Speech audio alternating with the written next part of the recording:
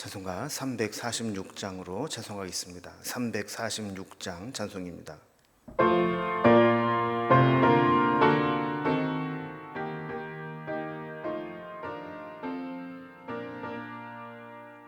주 예수를 구하려 큰 싸움 하시니 주 십자가를 따라서 나갈 자 누구랴.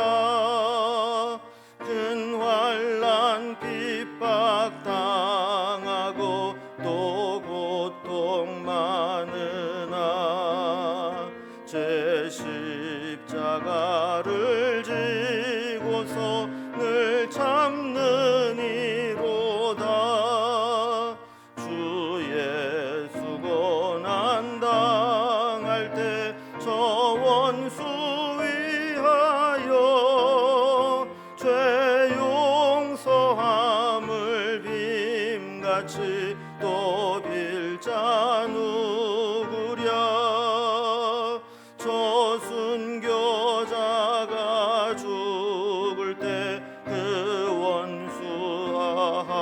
원수하고 제 영혼 부탁했으니 주 따르니로다.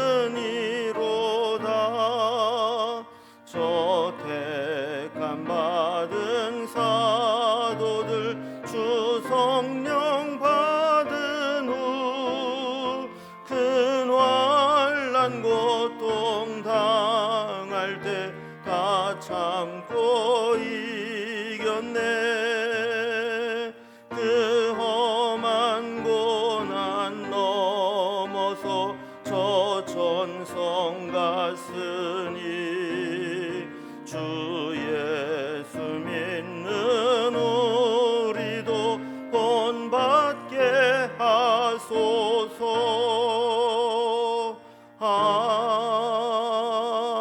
아멘. 아멘. 오늘 함께 나눌 하나님 말씀은 구약성경 시편 94편 1절에서 23절까지 말씀입니다.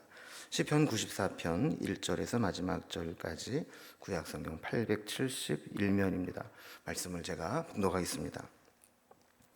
여호와여, 복수하시는 하나님이여, 복수하시는 하나님이여, 빛을 비추어 주소서.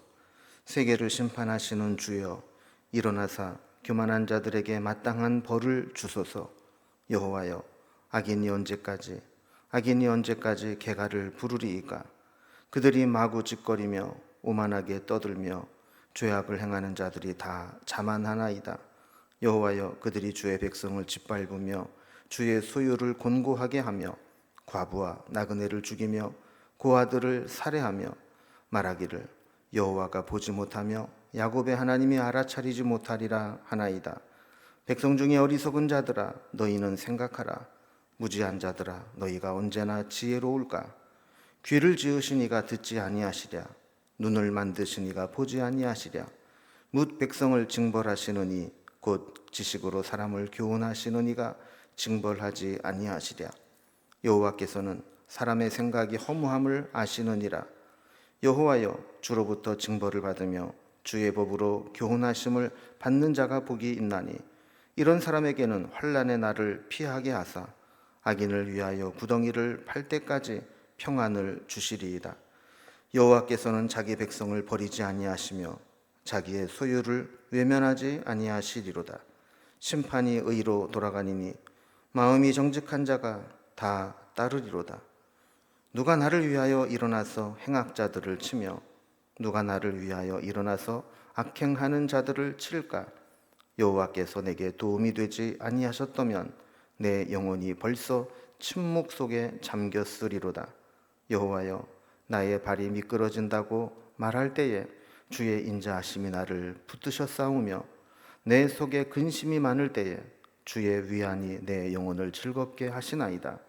율례를 빙자하고 재난을 꾸미는 악한 재판장이 어찌 주와 어울리리이까. 그들이 모여 의인의 영혼을 치려하며 무죄한 자를 정죄하여 피를 흘리려 하나. 여호와는 나의 요새이시오 나의 하나님은 내가 피할 반석이시라. 그들의 죄악을 그들에게로 되돌리시며 그들의 악으로 말미암아 그들을 끊으시리니 여호와 우리 하나님이 그들을 끊으시리로다. 아멘. 우리는 세상의 불의함을 볼 때 하나님이 정말 역사의 주인이신가 하는 의문을 품게 됩니다. 악인이 득세하고 의인을 핍박하고 그러면서도 교만이 하늘을 찌르는 가증스러운 모습을 보고 있노라면 하나님이 정말 계신다면 저런 악인들은 그냥 두어서는 안 된다라는 생각을 하게 되죠. 오늘 시편 94편은 이러한 심정으로 하나님께 탄원하듯 기도하며 올려드린 시입니다. 하나님은 반드시 악인에게 보응하시는 분임을 확신하면서 악인들의 악행을 고발하고 하나님께서 악한 자들을 심판해 주실 것을 요청하는 것이죠. 그러나 악인의 심판은 즉각적이지 않지만 반드시 이루어진다는 사실을 우리가 기억해야 됩니다. 하나님의 침묵은 때로 우리에게 믿음을 요청하는 시간이 될 수 있습니다. 하나님의 침묵이 하나님에 대한 신뢰를 흔들리게 할 수 있지만 그럴수록 우리는 믿음을 지켜 마지막에 악인을 심판하시고 하나님의 정의를 이루시는 것을 확인해야 됩니다. 이런 내용으로 오늘 94편의 내용을 살펴볼 텐데 단락별로 구분을 해보면 먼저 1절에서 15절까지는 악인을 심판하시는 하나님께 악인들의 악행을 고발하며 하나님의 심판을 요청하는 기도로 되어 있습니다. 두 번째 단락 16절에서 19절까지는 과거에 여호와께서 악인을 심판하며 도우셨음을 기억하면서 하나님의 심판이 임할 때까지 믿음을 지키고자 하는 그런 시인의 고백이 담겨져 있습니다. 그리고 마지막 20절에서 23절까지는 심판자이신 하나님의 승리를 확신하며 마지막 최종적으로는 하나님께서 저들을 심판하실 것을 믿는 고백으로 되어 있죠. 먼저 첫 번째 단락을 봅니다. 하나님께서는 악인을 심판하시는 분이기 때문에 그 하나님께 악인들의 악행을 고발하며 하나님의 심판을 요청하는 기도로 되어 있습니다.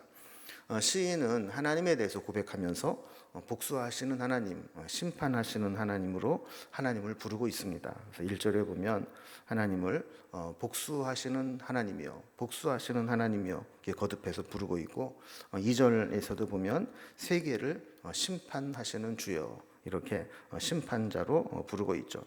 하나님의 복수는 세상의 악인들을 심판하는 것이고 그것은 결국 세상의 빛을 비추는 일이며 교만한 자에게 벌을 주는 것이라고 고백하고 있습니다.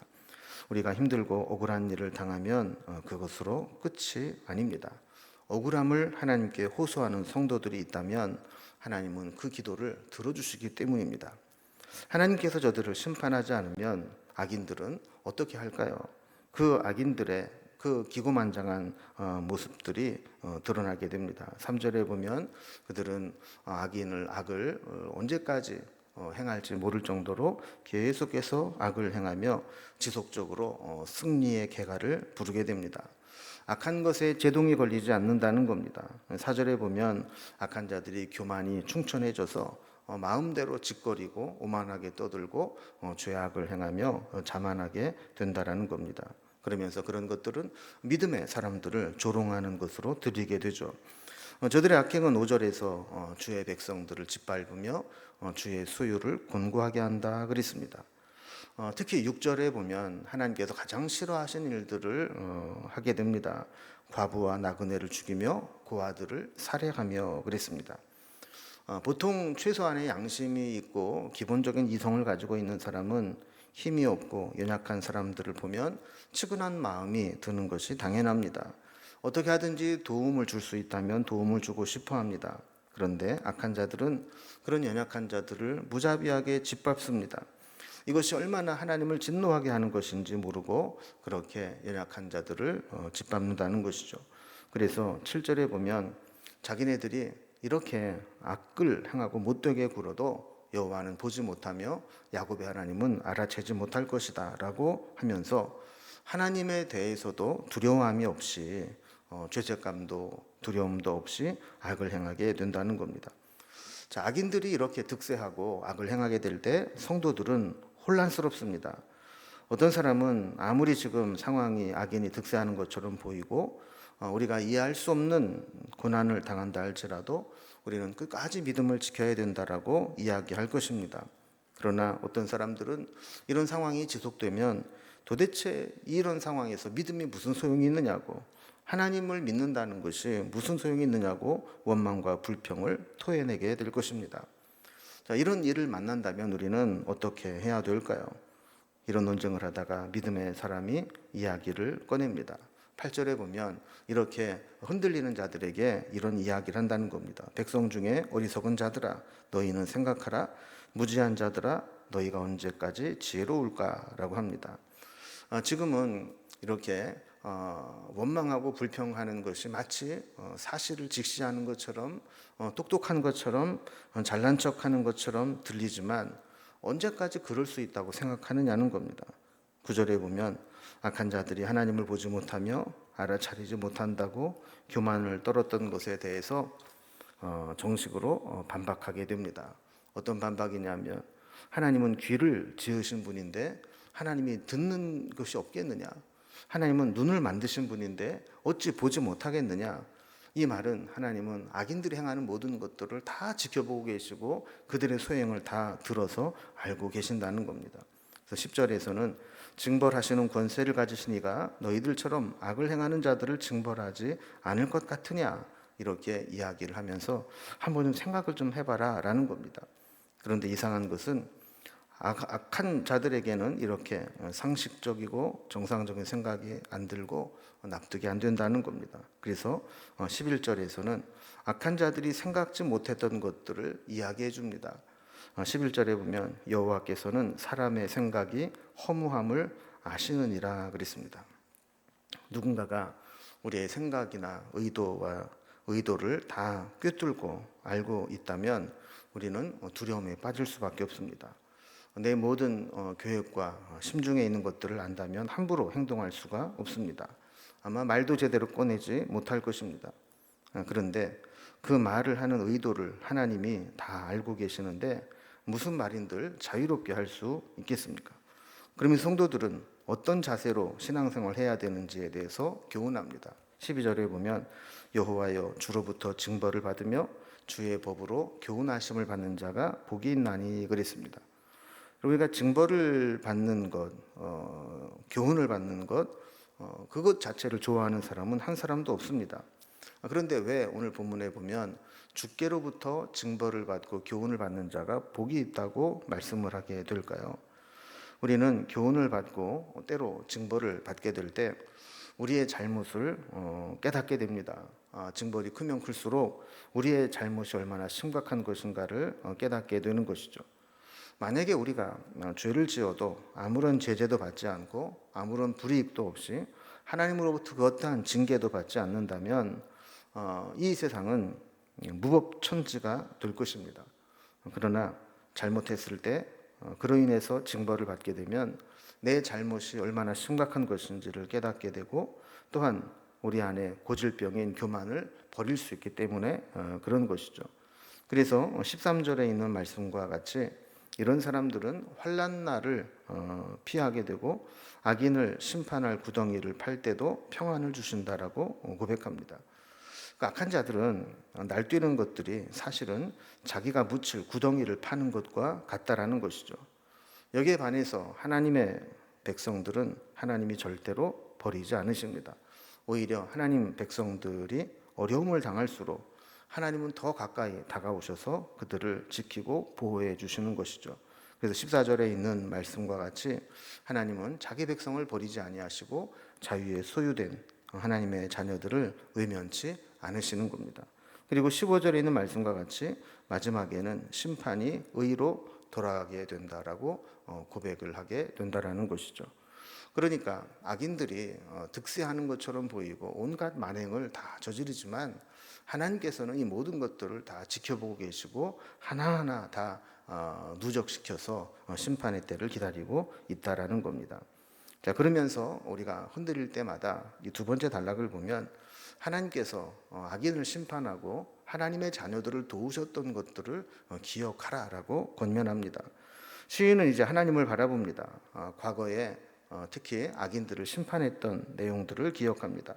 16절 말씀과 같이 누가 행악자들을 치며 악행하는 자들을 칠까 그랬는데 그렇게 할 수 있는 분은 하나님밖에 없죠. 그래서 악인이 득세하고 행악자들로부터 고난을 당할 때 그들은 하나님의 도우심을 구하며 기도했다라는 겁니다. 결과가 어떻게 됐을까요? 17절에 보면 그때 하나님께서 도움이 되셨다. 만약에 하나님이 내게 도움이 되지 않으셨더라면 내 영혼은 벌써 침묵 속에 잠겼으리라. 내 영혼은 이미 끝났을 거라는 거죠. 또 18절에도 보면 미끄러져 넘어지면서 외치면 하나님께서 붙들어 주셨다라고 고백하게 되는 겁니다. 19절 말씀과 같이 악인의 득세로 근심이 많을 때 하나님께서는 악인을 심판하심으로 내 영혼을 즐겁게 하고 위안을 주셨다라고 고백하는 것이죠. 우리도 마찬가지입니다. 우리가 지금 힘들고 어렵고 고난이 닥쳐올 때, 흔들릴 때 그때 우리가 기억해야 될 것은 과거에 우리를 구원해 주시고 기도에 응답해 주신 하나님을 바라보는 것입니다. 이제 마지막 세 번째로 보면 시인은 심판자 하나님의 승리를 확신하면서 하나님의 또 다른 승리를 기대하고 있는 것을 보게 됩니다. 과거에 악인을 심판하시고 자신을 구해 주셨던 하나님을 기억한 시인은 이제 지금도 하나님께서 승리하여 주실 것을 확신합니다. 그래서 20절에 보면 악인이 마치 자기가 심판자라도 된 것처럼 때로는 율례를 빙자하면서 재난을 꾸미는데 그게 가당키나 하냐는 겁니다. 어찌 그들이 하나님과 같게 되겠느냐라는 것이죠. 그런 악한 자들은 21절에 있는 말씀과 같이 모여서 의인의 영혼을 치료하고 무죄한 자의 죄를 정죄하여 피를 흘리게 하는 자들이라고 고발합니다. 이렇게 고발하는 이유는 하나님께서 그들의 악행을 결코 좌시하지 않을 것이라는 믿음 때문입니다. 그래서 그는 심판자이신 하나님을 바라보는 것이죠. 22절의 말씀과 같이 하나님은 나의 요새시요 내가 피할 반석이라고 고백합니다. 그리고 23절에 있는 말씀과 같이 행악자들의 심판을 그들에게 돌리며 그들의 악으로 그들을 끊어버리듯 심판해달라고 기도합니다. 우리도 때로 살다 보면 억울한 일을 당할 때가 있습니다. 악인이 득세하는 것을 보면서 우리의 믿음이 흔들릴 때가 있습니다. 그럴 때 이 시인의 고백과 같이 하나님이 이 모든 것들을 다 알고 계시고 지켜보고 계시고 우리의 모든 신원하고 기도하는 것들을 듣고 계심을 기억하면서 계속해서 하나님 앞에 부르짖어 기도하면서 하나님의 위로와 또 악한 자들을 심판하심으로 우리를 위로해 주시는 하나님의 은혜를 체험할 수 있기를 주님의 이름으로 기원합니다. 기도하겠습니다. 하나님 아버지, 악한 자들이 득세하고 하나님이 없는 것처럼 느껴질 때에도 하나님은 침묵하시는 가운데 그들의 악행을 지켜보고 계시고 믿음의 사람들의 고통을 다 듣고 계심을 오늘 시인의 고백을 통해 다시 한번 확인하게 되었습니다. 우리가 흔들릴 때마다 과거에 우리를 구원하시고 베풀어 주신 은혜를 기억하며 하나님을 바라보고 붙잡게 하여 주시고 행여라도 우리가 고난 가운데서 우리의 믿음을 저버리거나 실수하지 않도록 인도해 주시옵소서. 마지막에 우리가 기도하면 하나님께서 그 기도를 들으시고 악한 자들을 심판하실 것을 믿사오니 우리는 내 믿음을 지키고 세상 풍조가 어떻게 갈리든 하나님만 바라보는 신앙으로 살아갈 수 있도록 인도해 주옵소서. 오늘도 우리와 함께 하실 하나님을 기대하며 예수님의 이름으로 기도드리옵나이다. 아멘. 각자의 기도 제목들로 자유롭게 기도하시겠습니다.